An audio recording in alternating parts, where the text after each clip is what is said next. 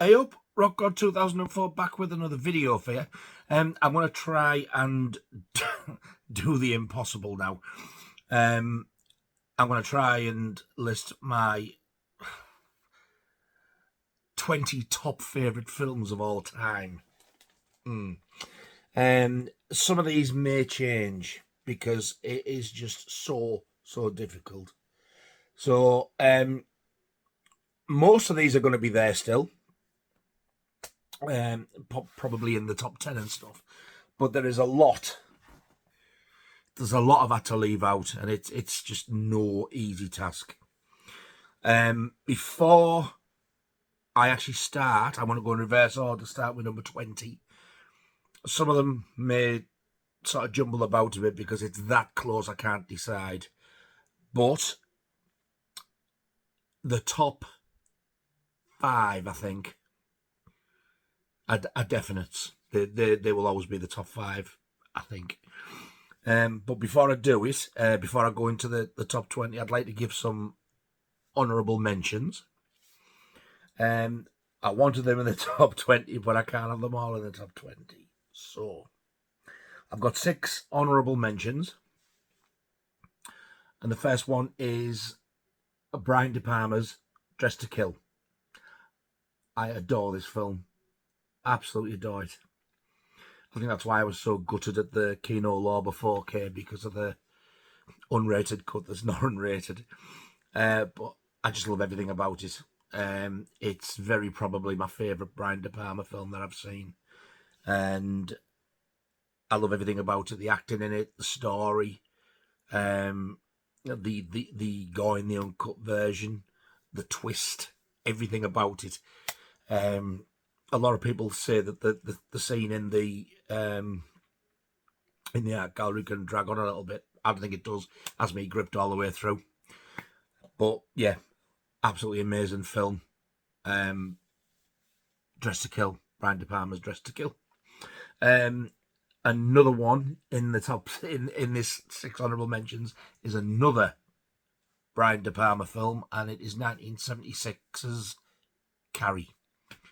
Wow, I never tire of this film. What an absolute classic. What an absolutely amazing film. I've loved it from the first time I ever saw it. It never gets boring. It's just an absolutely fantastic film. Brian De Palma's got some crackers out, but these are definitely my favourite too. So that's Carrie. Another honourable mention, which pains me to leave out of my top 20, is George A. Romero's Dawn of the Dead. For me, the greatest zombie film of all time, and it'll never be beaten, I don't think. And it's got nothing to do with the effects or the makeup or anything like that. It's just that entire feeling about it. Absolutely loved it first time I seen it, and I've loved it ever since. It's just everything about it. I know the zombies are like a bluey green, but to me that adds to it. The blood isn't realistic. To me, that all adds to it. It's just an absolute blast from start to finish, and I absolutely adore that film. George Romero's Dawn of the Dead. I've got them wrote down here, by the way. That's why I keep looking. Another one, another honourable mention, and a fantastic honourable mention, is the original Christopher Lee Dracula. I couldn't not mention any of the Dracula films. It was Christopher Lee playing Dracula that really sort of got me into the horror stuff to begin with. That alongside the Universal black and white ones, especially the Wolfman. I've had to leave the Wolfman off altogether as well because there's just no room, but I wanted that in there as well. But yeah, Christopher Lee's just so menacing whenever he plays Dracula. And the original is actually, it's just such a classic, and it is actually one of my favourite Dracula films. I don't think it is my favourite. It's hard to tell because there's 2 or 3 I really love. And I think that was made in 1958, 58, 59. Christopher Lee as Dracula. And the second from last one, The second from last one on the honourable list. Wow, I love this film. I love this film so much. This kills me as well, not being having this on the top 20.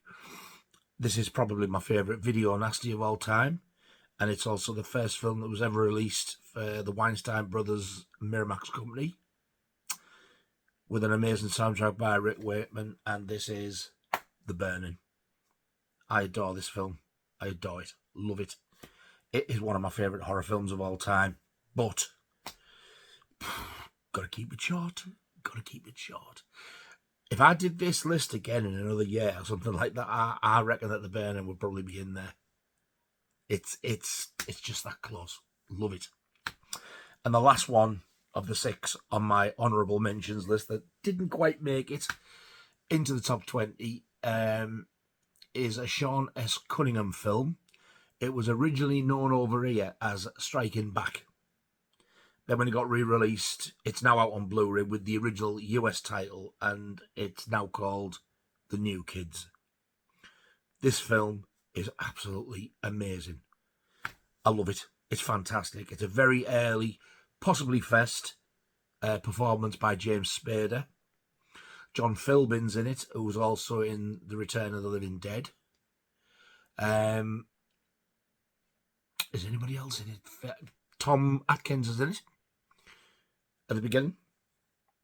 And an interesting fun fact, if you are a New Kids fan, the guy who plays the brother of there's a brother and sister in it, the main guy, is it Laurie they call him? But anyway, the main lad, I don't think he acted in anything else, or if he did, he didn't do much. He is now a lawyer.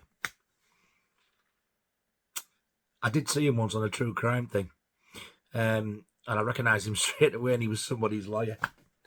Go figure. Weird, isn't it? So that's my honorary 6. The last one being The New Kids. So let's get cracking with my top 20.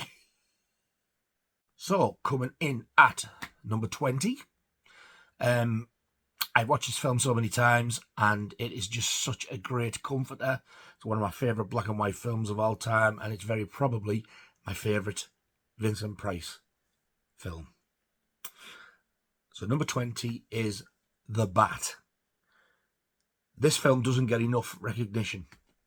And I'm pretty sure, although he doesn't say so, this is too close to Freddy Krueger for comfort.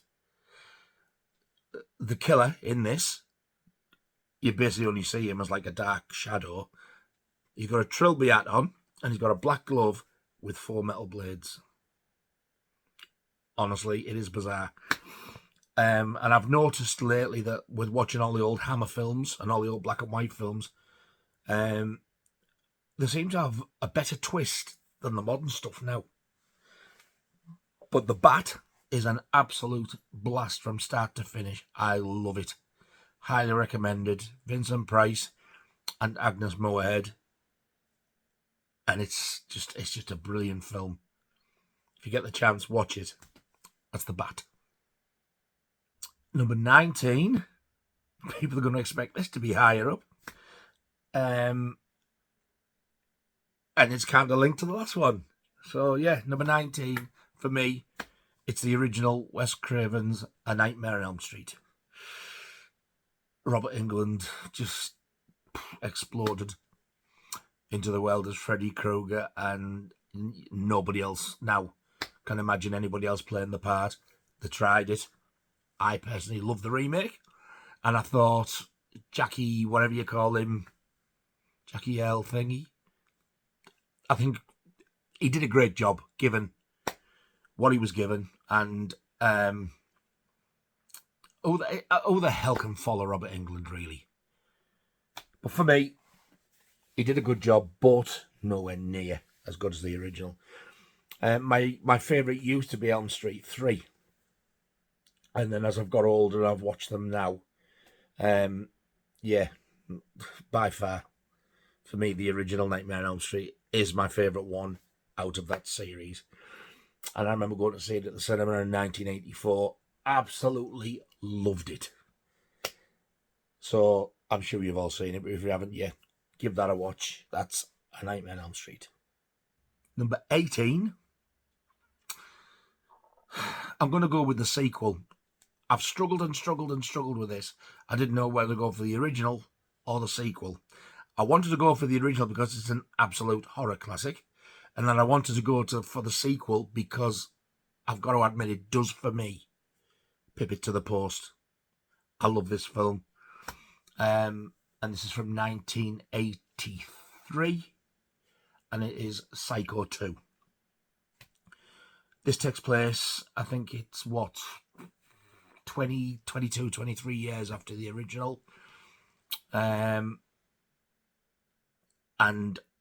what a sequel for saying it's that far apart. The protagonist, do you like that? Is back out, trying to live a normal life and everything. But somebody doesn't like this, and somebody's trying to set things off again. And Jennifer Tilly's sister, Meg, is also in it. And she's brilliant in it. She plays a fantastic part. Tom Holland, who directed Fright Night, actually wrote this. And I can't for the life of me remember who the director is. However, what a cracking sequel this is. And I do actually enjoy watching Psycho 2 more than I do the original. And I do love the original as well. So yeah, number 18 is Psycho 2. This one's probably going to shock quite a lot of you who know me well. Coming in at my number 17, favourite film of all time for me is the greatest animated film ever, and I can't ever see it getting beat for me, and it is Watership Down. When I first saw this, blew me away. I giggled away like a kid when I heard the bird tell the rabbits to prepare, do one. And it was quite bleak and disturbing. It's quite violent for a cartoon as well. But for me, the animation's absolutely beautiful. It's a fantastic story. Makes you laugh. Makes you get a lump in your throat. For me, it's just got everything. I just think it's a fantastic film. Fantastically animated. And the cast is amazing as well. So that's my number 17. That's Watership Down. Number 16. This film is being famous for being one hell of a mess of a film. I'm sure I've seen bits in a different cut of this that I haven't seen since on an old ex-rental video. When it came on the telly, this had bits cut. It also had little bits in that I'd not seen before, and other bits that I remember weren't in it. And I'm sure there's more than one cut out there. This film is screaming for a complete, restored director's cut of everything put back in. I adore this film so much. My number 16 is the Sex Pistols film, The Great Rock and Roll Swindle. I was a massive Sex Pistols fan, still am, but when I was 11 and this came out, I wanted to see this so badly. This came out in 79, which is actually the year that Sid died. But the version you get now, there's only a Shout Factory version of it, believe it or not. When it came out on rental video, it was on Virgin, the Virgin video label. And I'm sure when I rented it out, it was a certificate X, not an 18. And I am sure when you see Sue Catwoman, or the last player naked, you saw the full frontal. You watch it now, when it comes to the frontal, there's actually, you can see it moving. There's a pair of like black knickers painted over her, modesty to cover her up. And they're moving like a cartoon because they weren't originally there. And I know full well I have seen that scene uncut. Everybody else argues with me, but I know I've seen it. I know the photograph is inside the double album and she stood there, the full frontal, but I have seen it in the film. And also, I remember when Malcolm McLaren sang You Need Hands, the one I see, the version I've seen originally, was longer than the one that I've seen ever since. I don't know what happened. I have no idea, but I wish to God that somebody would force Julian Temple to get his act together and do a fully uncut director's cut with everything put back in. The nudity, the missing songs, all the missing animation, like on the front cover of the Something Else single, Sid Vicious Way stood against the door, the cartoon thing. That exists. I've seen little snippets in the other Sex Pistols documentary film, The Filth and the Fury. It needs putting back in the film. It's ridiculous. And it says, like, the whole thing is 10 easy lessons how to swindle your way to the top and get £1 million. Well, if you watch the film, some of the lessons are actually missing. Cut. It annoys me. I absolutely adore that film, and it is absolutely screaming that complete cut that I reckon that like 99% of Pistols fans are after as well. So that's my number 16 favourite film of all time, The Great Rock and Roll Swindle. Number 15 is probably the saddest film, if not one of the saddest films I've ever seen in my life. I got it on 4K. Blew me away. My jaw dropped at how fantastic this film looked. And wow, the acting in this, absolutely unbelievable. It's David Lynch's The Elephant Man. I saw this on video. I think I seen it the same night as Watership Down, funny enough, at my sister's house years ago. And I could barely swallow because I wanted to cry that much. I'm not a big David Lynch fan. Yeah, I did enjoy Blue Velvet, admittedly, but normally he's too weird for me. And I really did like Twin Peaks, especially the pilot episode. But this film, for me, is definitely his masterpiece, and he'll never beat it. It's shot in black and white, but when you see it on 4K, Jesus, I have never seen anything so clear in all my life. I'm not an Anthony Hopkins fan, but he is absolutely mind-blowing in this film, and I can't see anybody else playing that part now. They couldn't have picked somebody better. John Hurt, wow. If you haven't seen it, for me, it's one of those films, you know, where you read these 100 films you must see before you die. Please, please, if you haven't seen it, go and watch The Elephant Man. Number 14 is one of my favourite films of the 1990s.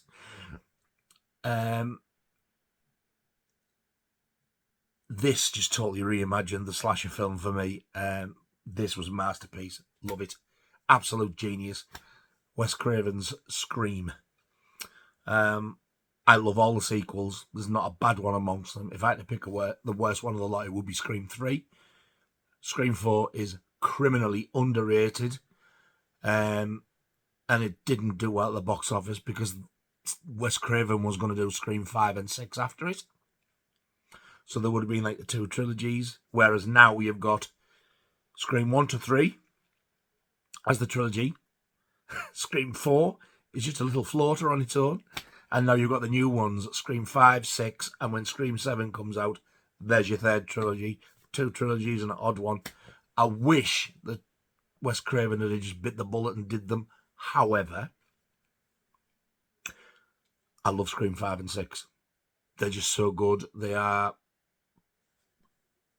up to date, modern. They're brutal, especially 6. Some of the death scenes in 6, like, all right, wow, absolutely brutal. And I didn't realise when I first saw Scream 5 that it's actually Jenna Ortega in it. I had no idea who she was. Now you see her in everything. But yeah, but the original Scream for me, you'll never be beaten. That original cast, that chemistry, that story, everything about that film, I personally can't fault it. So that is number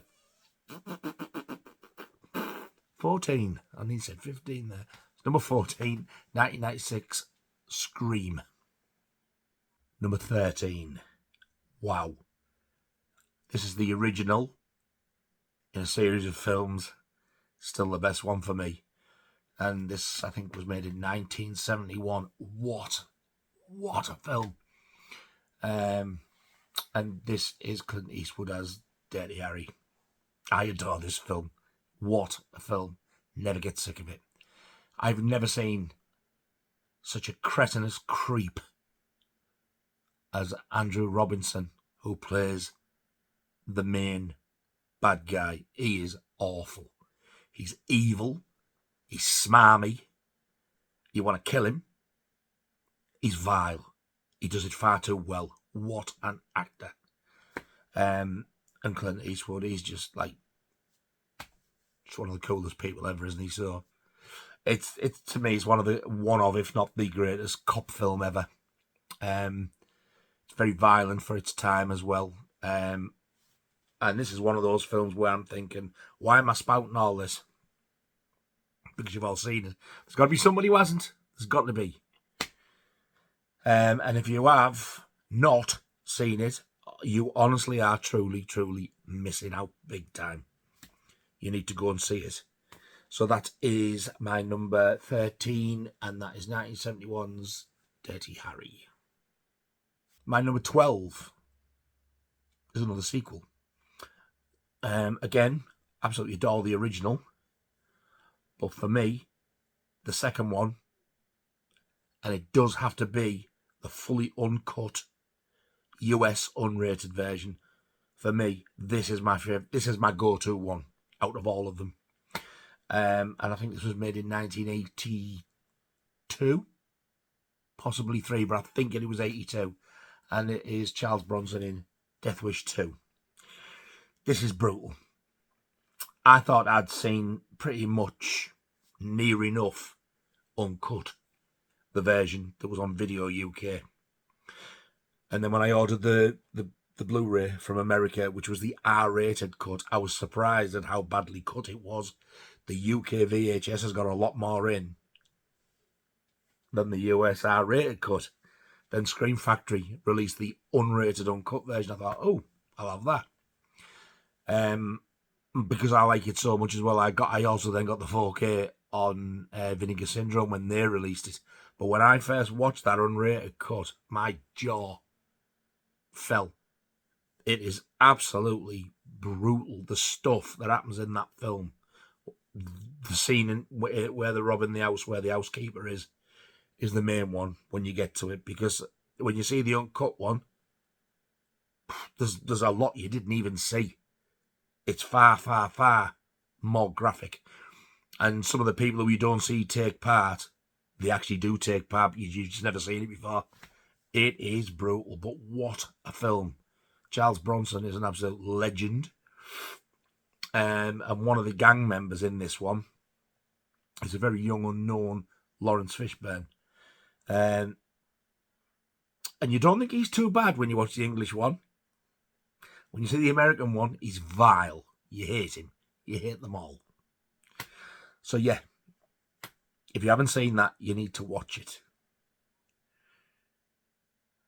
But brace yourself. That's my number 12, Death Wish 2. Number 11. I love this film. And as I was listing these, I had to shuffle them around to get, because I'd almost forgot about it. This, for me, is one of the greatest slasher films. So underrated. I used to have this on VHS, pre-certificate. And then I got the DVD when it came out. Same version. And then, I think it was Lionsgate released an uncut version that found all the missing gore, put it back in. But it was ropey as hell. And a few years ago, Scream Factory released it on Blu-ray. Put all the footage back in, and they have cleaned it up so well you can barely even tell. If you're going to watch this film, get the fully uncut one. And this is, I think this was made in 1981, and it's the original My Bloody Valentine. This is brutal. Had this been released uncut, which is the version you get on Screen Factory now, had this been uncut back in the early 80s on video, in its full uncut form, I can guarantee you it would have been a Section 1 video nasty. It wouldn't even been a Section 2 or 3. It would have been, probably the 39 would have been 40. I tell you, it's that bad, the violence in it. And it's not like by today's standards, but you've got to think early 80s. And when you're used to seeing the R-rated cut and you see this, wow, what a difference. Again, just love the storyline. For a low-budget film, the acting's really, really good. Paramount released it. I think it was originally made by a little independent company, and Paramount bought it and released and distributed it. And fair play to them, because I think they released this after Friday the 13th, but I think it was a similar thing where, like, it was an independent thing. Paramount snapped it up, and what a film. And the remake, which was in 3D, is also really, really good. I love that one as well. Not as good as the original. Tom Atkins is in the remake. I love Tom Atkins. He's such a nice fella and such a brilliant, underrated actor.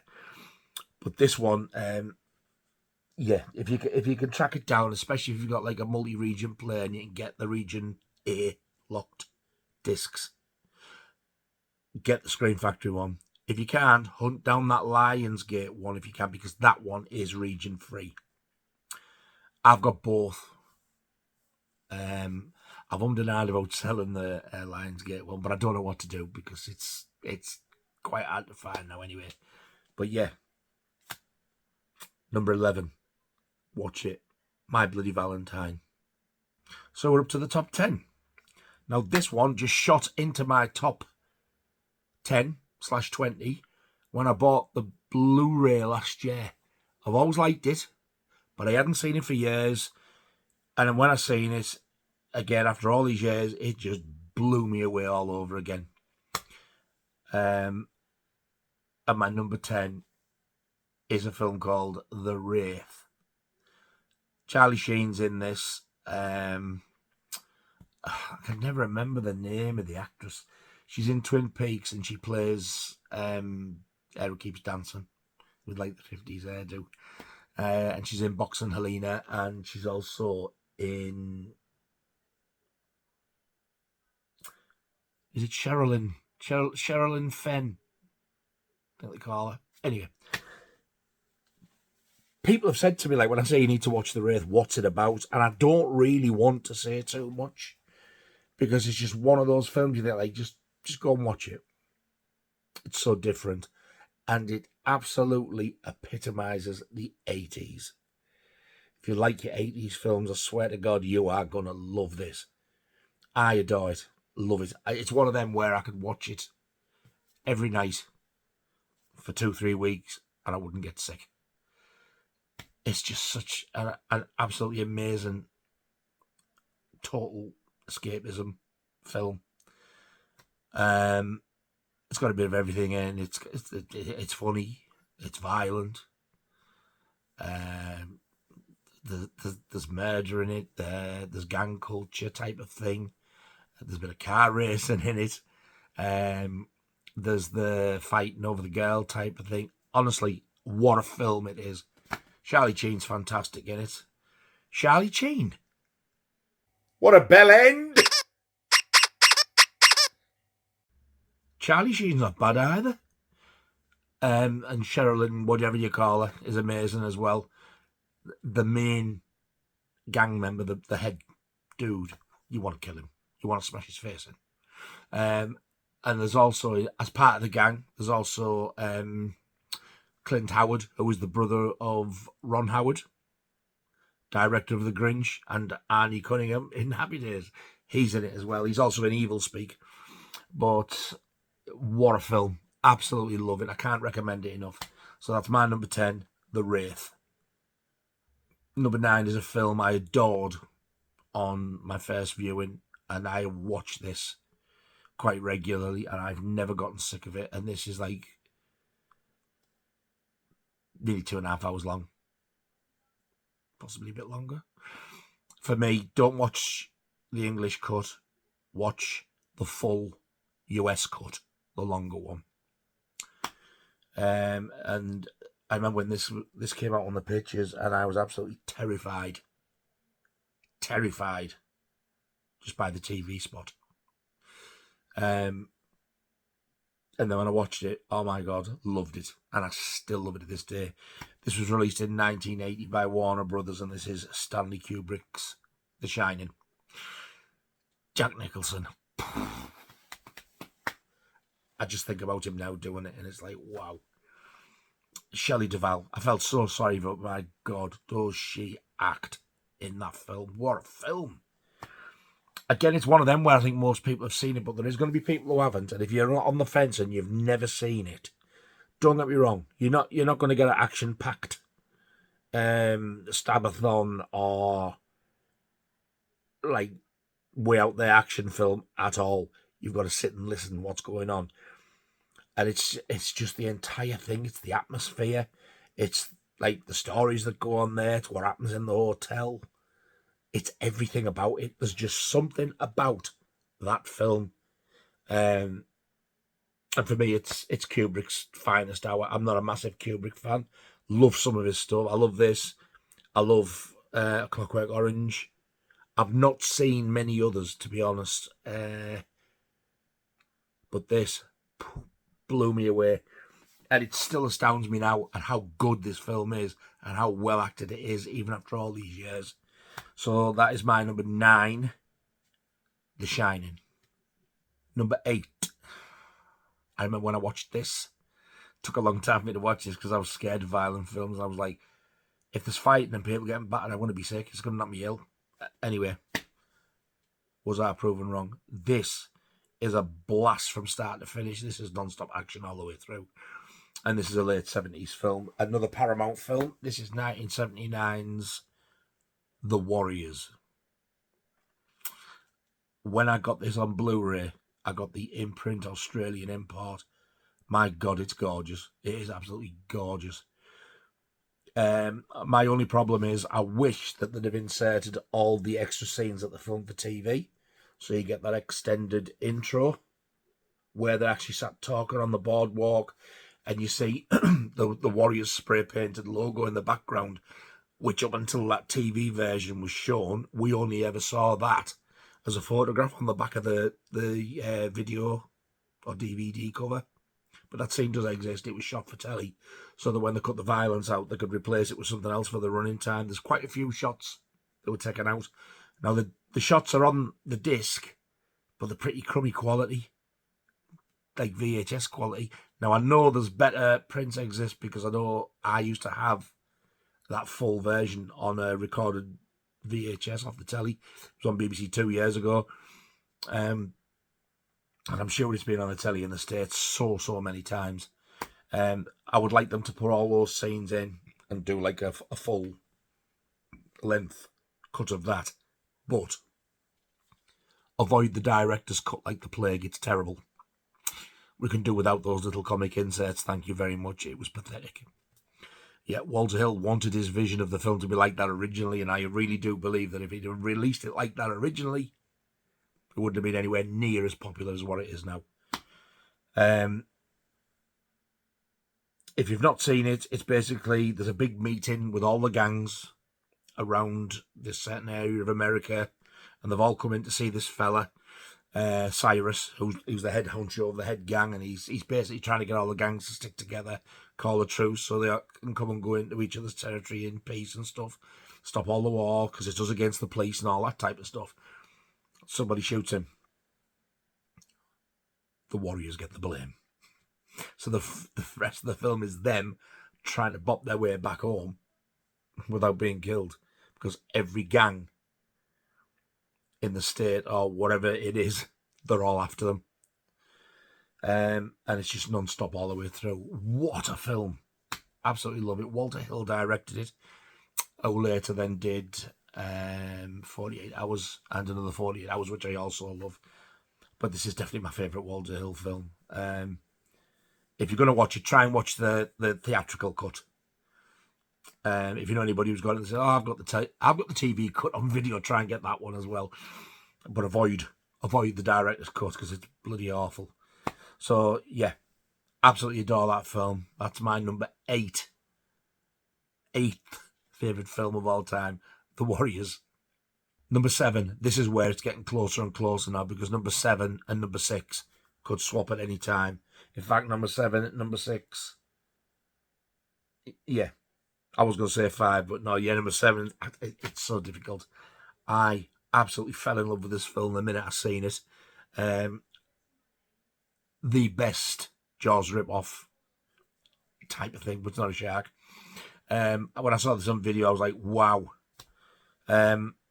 I've got this on DVD, I've got it on Blu-ray, and I've got it on 4K. Also, somewhere, I've actually got, and God almighty, I've probably got the only one left. I've got the original pre-certificate video store rental poster from Warner Home Video rolled up in immaculate condition. I do have it somewhere. I did have it in a frame, and I don't know where it is, but I've got it. I love this film. And my number 7, which is this film from 1978, is Piranha. This used to get a lot of flack. People said it was a load of crap. It was cheesy. It was corny. Or a load of garbage. Thankfully, when I speak to people now, especially like in this whole community, like who collects this type of stuff, it seems to get a hell of a lot more love than what it used to. Praise the Lord. Thankfully, it's always been one of my favourite films since I first seen it, and it always will be. I have an absolute blast with this. It's directed by what's his face? You know, yeah, him. Joe Dante. It's my favourite Joe Dante film. And I love Gremlins. I love The Howling. But I love this more. You need to watch this. This is an absolute blast. I love this film. And I can't recommend it enough. 1978's Piranha. Now we're getting to the nitty gritty. This is where we're like, this was difficult. So, my top 6.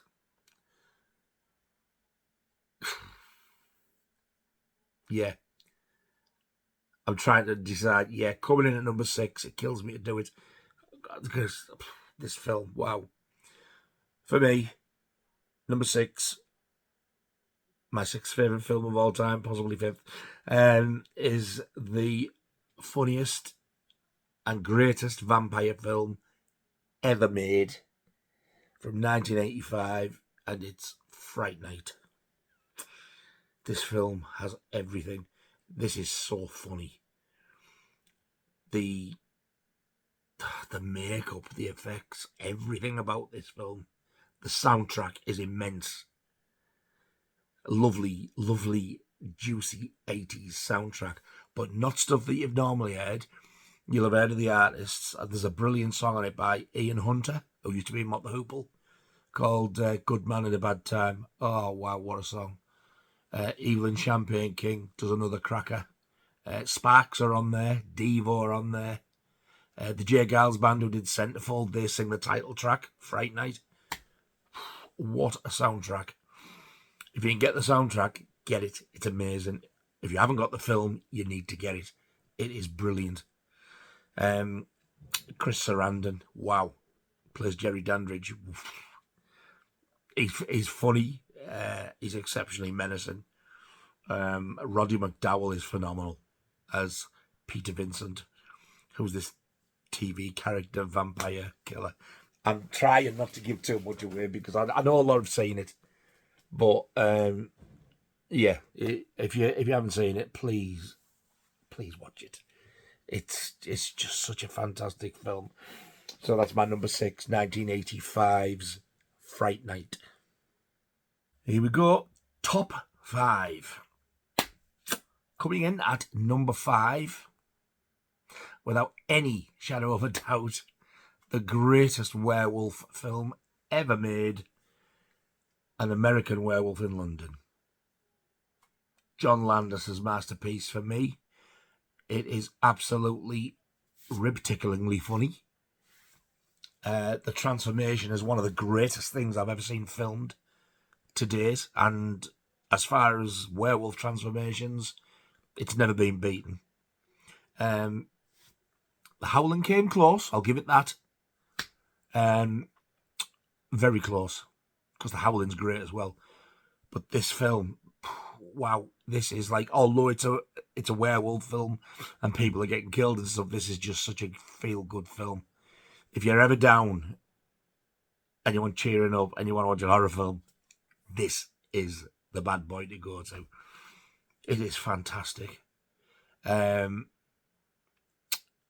you're going to watch it, when they go in the pub towards the beginning, look out on the table for a very young and virtually unknown Rick Mail. He's playing chess. God bless him. David McNaughton and Griffin Dunn are absolutely exceptional in this film. The chemistry between these two is absolutely amazing. The acting is fantastic. You can tell the way they're getting on with each other. They're having an absolute ball. I did see once before, I don't know if it was a documentary or a special feature somewhere, but when Griffin Dunn had his makeup on, he started getting really depressed. So that like tried to worry it up. I'm not going to say any more, but you'll understand why when you watch it. But wow, how the hell they filmed most of that in London? I don't care if it was early hours of the morning, because it is just mind blowing. And even at the end, because it was 1981, they even give like congratulations to the Prince Charles and Lady Diana on their wedding. Yeah. So yeah, my number 5, without any shadow of a doubt, An American Werewolf in London. Number 4, I want to do a video on this film alone one day, because I've got some amazing stuff that I need to dig out. I've got so many copies of the soundtrack on different colour vinyl.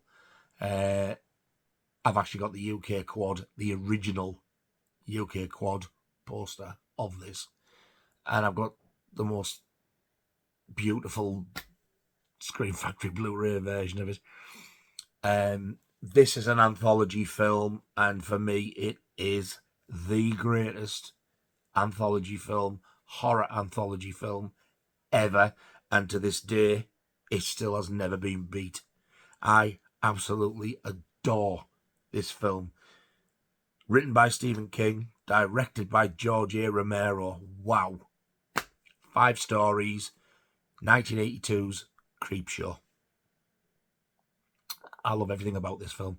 The stories, the way they try and make the stories look like it's like when you turn pages in a comic book, and the colours, there's blue lights and red lights to try and make it look more like a comic. You get little bits in between, like as they're turning the pages and stuff. Unlike The Warriors, this was meant to be like this, and it's a welcome thing for it. Whereas The Warriors is supposed to be more of a serious gang film, so it's totally different context. And at the beginning of this, you get a little story at the beginning, which then concludes at the end. It's like, I think they call it a wraparound story. It's what starts the film and what ties it all up at the end. And again, that has Tom Atkins in, who is such a brilliant actor. The little kid at the beginning and at the end. At the time, I can understand why he's now changed his name. He was called Joe, and his surname is King. It was Stephen King's son, Joe King. He's now a novelist. I can't remember what his name is now, but he has changed his name. But there's 5 stories in the film. The first one is Father's Day, which is my favourite. The second one is The Lonesome Death of Georgie Verrill, which stars Stephen King. The third one has got Leslie Nielsen in and Ted Danson, and it's called Something to Tide You Over. The fourth one has Adrian Barbeau, Hal Holbrook, and it's about this big creature, and it's called The Crate. And the final story is called The Creeping Up on You. And it's about like bug infestation type of thing.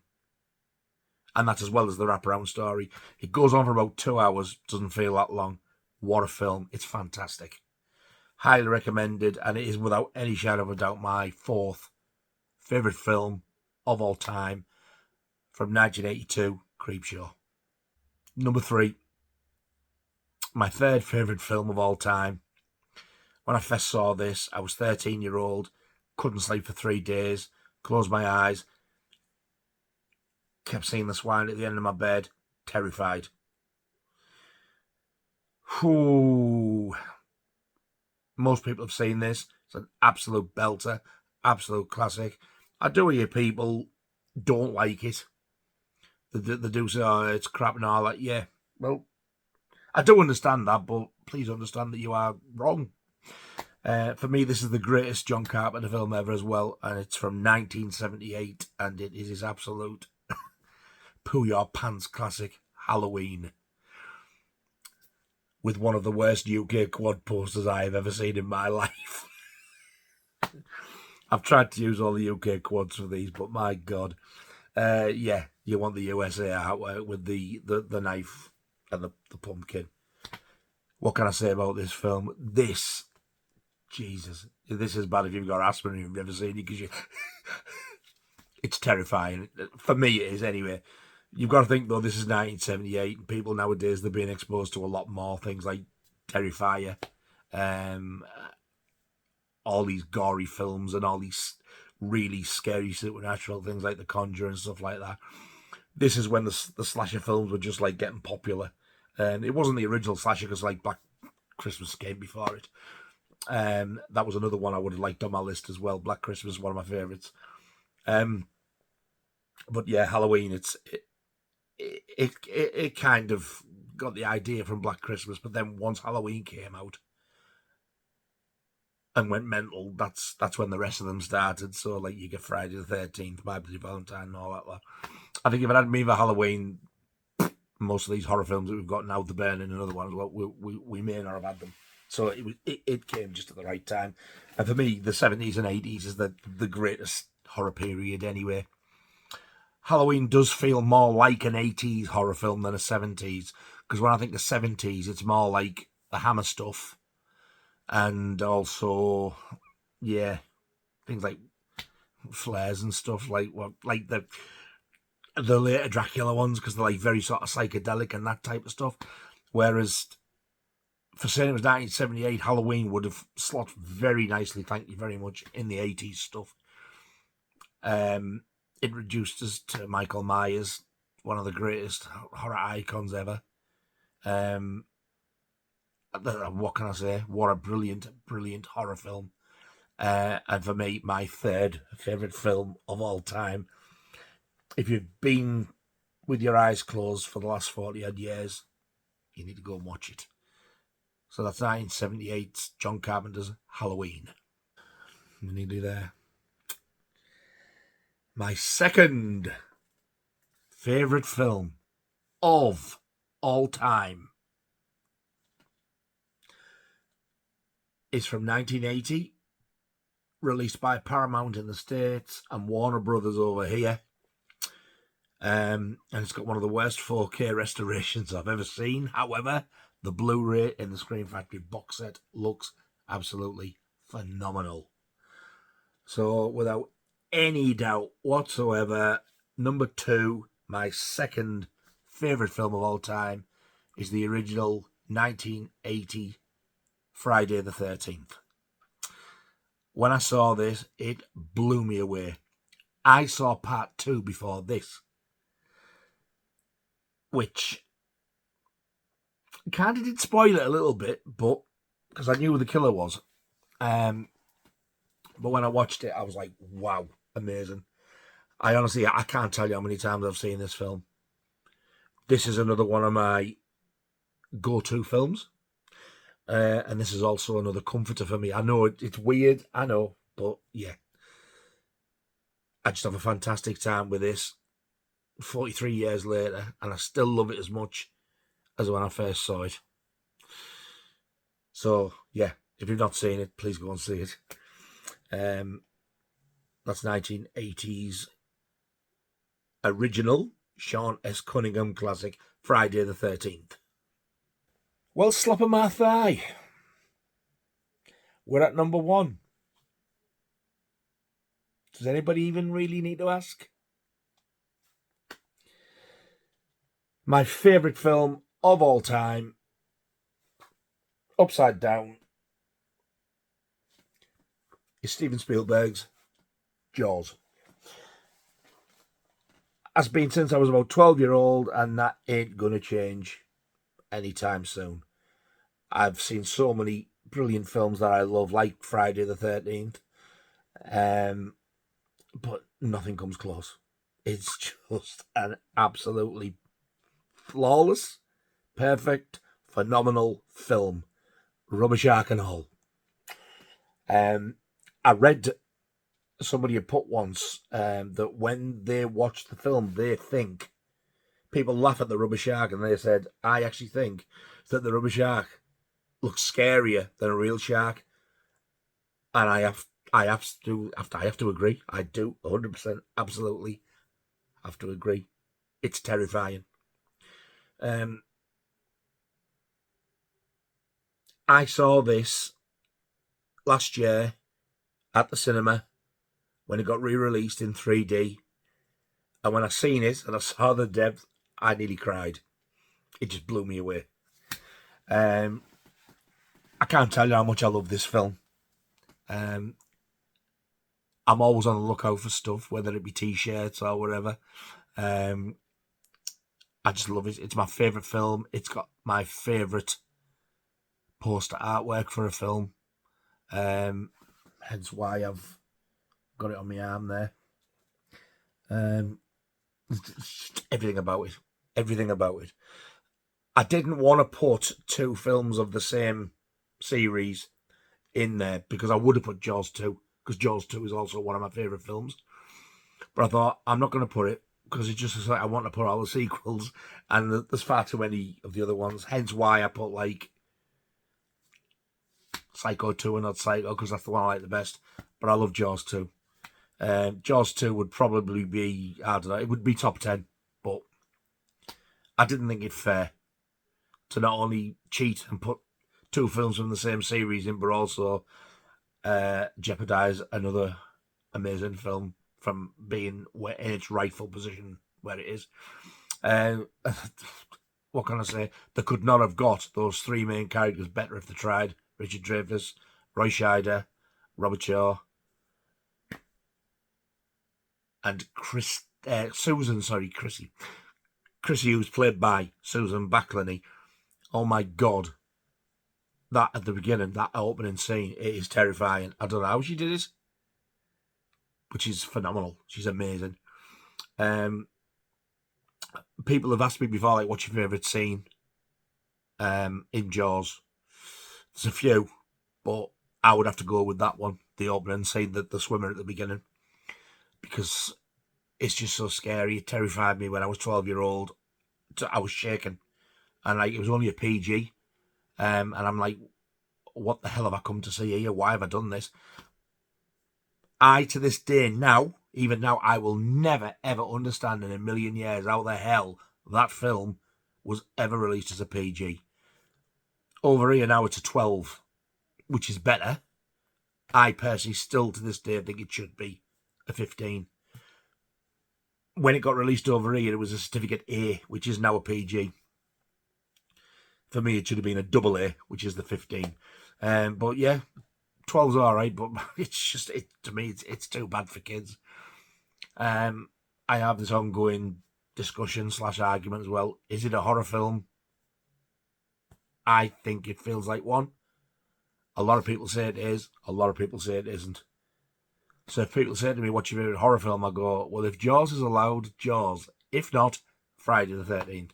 But my all-time favourite film of all time, of any genre, is 1975, Steven Spielberg's Jaws.